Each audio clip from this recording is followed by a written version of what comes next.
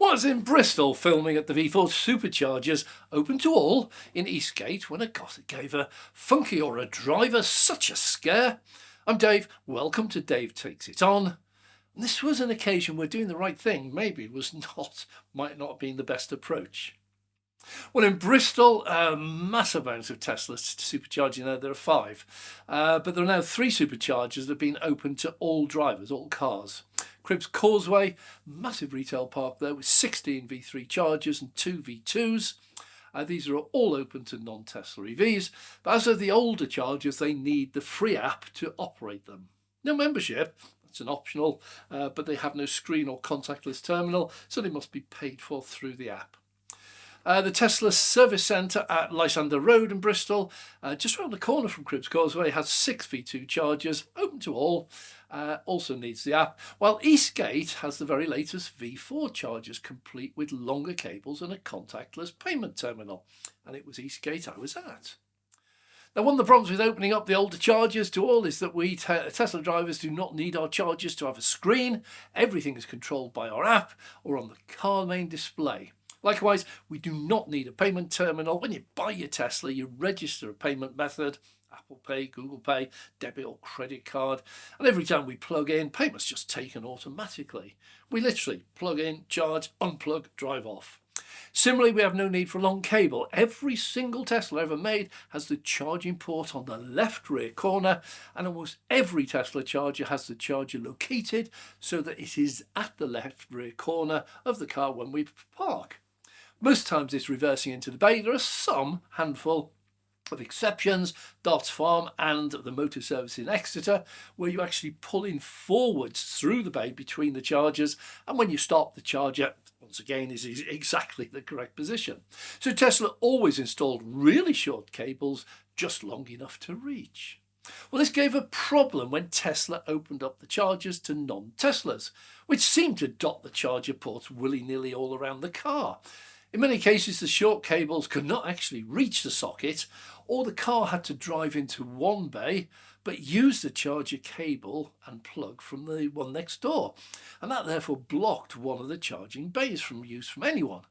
To overcome this, the V4 chargers now have a contactless terminal, so it can accept payments directly without using an app, and also have a much longer cable that should be able to reach any charger port on any car.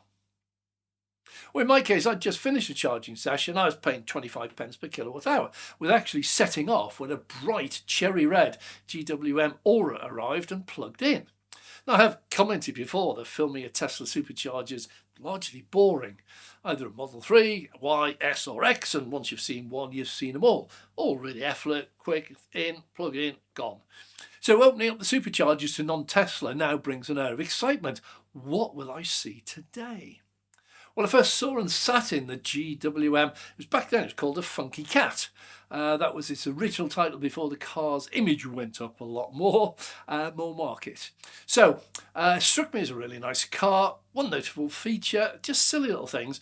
Dealership was a subsection of a Mercedes dealer, and I just sat in a EQA, EQE, EQS, having a look at them. I was horrified to find that 2 of the models on display, priced at more than £50,000, had manual seat adjusters. What? The Funky Cat had electric motors, and you could set a driver profile for adjusting the seat automatically, and it was more than £20,000 cheaper. Anyway, I thought this would be a great opportunity to talk to an owner and see what it was really like out on the road. By the time I parked, grabbed my camera, the Ora was busy charging and the driver was busy on his smartphone. As I tapped on the window to ask if he was up for a chat, he practically leapt out of the seat, and then suddenly a huge smile lit his face. "I know you," he called. "I watch your YouTubes." Anyhow, he leapt out, and after greeting each other and the obligatory selfie, we got to talking, and he was certain I'd knocked on his window to chastise him for being at a Tesla supercharger and or using the wrong bay. It turns out Richard was from London. He'd not had the car very long, a month or so. This was his first real long distance trip, and the first time at a Tesla supercharger. Amazed at the price. Not knowing the etiquette and about which side EVs charge on, he just simply pulled in forward as the charger port was on the front left, and he plugged into the charger closest to the port. Well, it made perfect sense till he noticed that by doing so, he'd actually blocked the end charger from being used by anyone. He was sure I was there to tell him off. Well, my viewers know I don't operate like that, and we had a good chat. I did state that while it was deserted, like it was, there was no problem, so just carry on. But if it actually got busy, he would be best connecting it correctly. In this case, for a GWM Ora, it means pulling in. If you're going forwards, it means that the long cable from the charger on the driver's side didn't quite reach all the way around the front and then up the side to the port. I pointed out, had he reversed in, that would have allowed the charger on the passenger side and the cable to easily reach the port on the passenger side front. Anyway, we had a good chat. Learned a lot from Richard. He was more than happy, over the moon with the car, loved driving it, charged at home, wouldn't go back to petrol. He got a cracking deal on a lease. Any of you out there might want to look at these, which made it an absolute no-brainer. And while I pointed out he'd just missed the off-peak period, which I'd grabbed, and was now in peak, Richard pointed out to me that peak as a non-member was still 55 pence, and everywhere else he had to pay 79 pence and above. Well, got on my photos, met one of my viewers, we had a great chat. All in all, really successful day. Very nice to meet you, Richard. I'm Dave.